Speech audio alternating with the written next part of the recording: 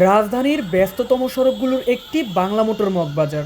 প্রতিদিন হাজার হাজার মানুষ এই পথ দিয়ে যাতায়াত করেন, কিন্তু এই সড়কে পা ফেললেই চোখে পড়ে এক বিশৃঙ্খল চিত্র। যে ফুটপাত দিয়ে পথচারীদের হাঁটার কথা তা এখন চলে গেছে অবৈধ গ্যারেজ আর মেকানিকদের দখলে।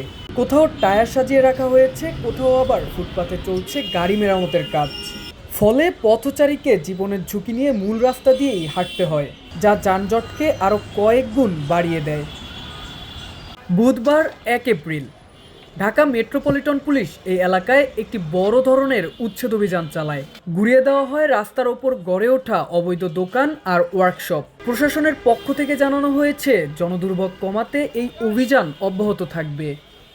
কমিশনার স্যার একটা উদ্যোগ নিয়েছে, একটা গণবিজ্ঞপ্তি দিয়েছে যে যারা রাস্তার ফুটপাথগুলো দখল করে ব্যবসা প্রতিষ্ঠানগুলো পরিচালনা করছে, অর্থাৎ যাদের দোকান আছে তারা আবার নতুন করে একটা এক্সটেনশন করেছে, হোটেল আছে, হোটেল রাস্তার উপর চোলা বসিয়েছে, এগুলো পার্লামেন্টে আমাদের উচ্ছেদ করতে পেরেছে।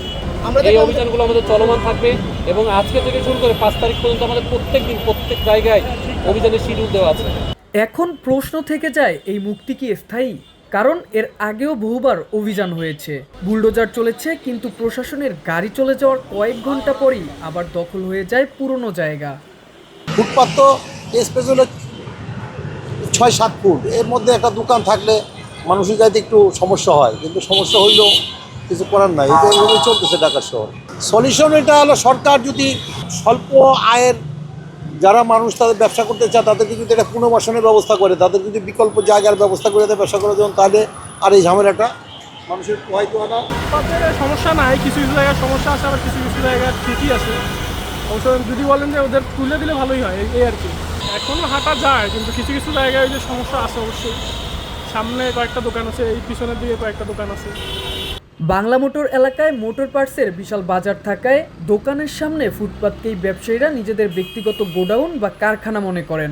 দোকান মালিকদের এই তোয়াক্কানা করার মানসিকতা আর স্থানীয় প্রভাবশালীদের মদত এই সমস্যাকে জিইয়ে রেখেছে। প্রশাসন কি পারবে এই সড়কটিকে দখলমুক্ত করতে, নাকি প্রভাবশালী ব্যবসায়ীদের কাছে হার মানবে সাধারণ মানুষের ভোগান্তি? শাহরিয়ার আজিম, বার্তা 24, ঢাকা।